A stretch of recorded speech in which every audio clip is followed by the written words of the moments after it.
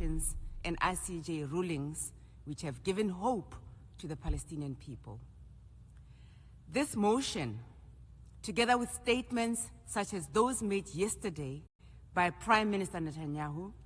that, and I quote, "There will be no Palestinian state, this land is ours," close quote, undermines the prospect of a Palestinian state. Despite the horror that is happening in Gaza or the occupied Palestinian territories in general, we are pleased that UN member states, in their numbers, have come out in support of the call to end the atrocities in Palestine and implement the almost 80-year-old promise of Palestinian statehood. We are hopeful that the end of the occupation is within reach and the creation of a contiguous Palestine state existing peacefully and side by side with the State of Israel along the 1967 borders with East Jerusalem as its capital will soon become a reality.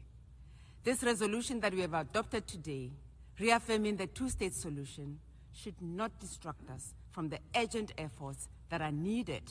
to ensure an immediate ceasefire and an end to Israel's genocidal war against the Palestinian people. We should be emboldened to act so that negotiation for a just peace can commence. The stability of the Middle East region and international peace and security in general depends on a just and peaceful resolution to the question of Palestine and holding those who violate international law accountable to ensure that all states are safe from wanton and brazen aggression and that international law remains credible. At the request of the General Assembly, the ICJ has issued an advisory opinion finding Israel's continued presence in the occupied Palestinian territory, including East Jerusalem, unlawful and that it must end rapidly as possible. The court determined Israel's policies and practices, including its settlement expansion, land confiscation, and discriminatory legislation, violate fundamental international law principles such as the right to self-determination and the prohibition of acquiring territory by force. The opinion also sets obligations for all states to not recognize the illegal situation and not provide aid to maintain it, and requires the UN General Assembly and Security Council to consider actions to bring the unlawful presence to an end. A year ago, this Assembly adopted Resolution A/10/24,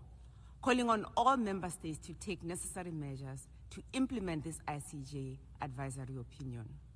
This creates legal obligations on us, all of us, which we must adhere to.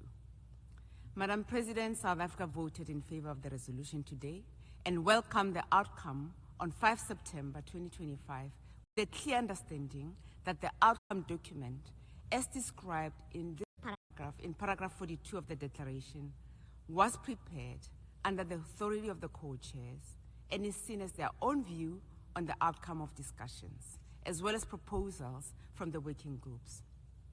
and does not preclude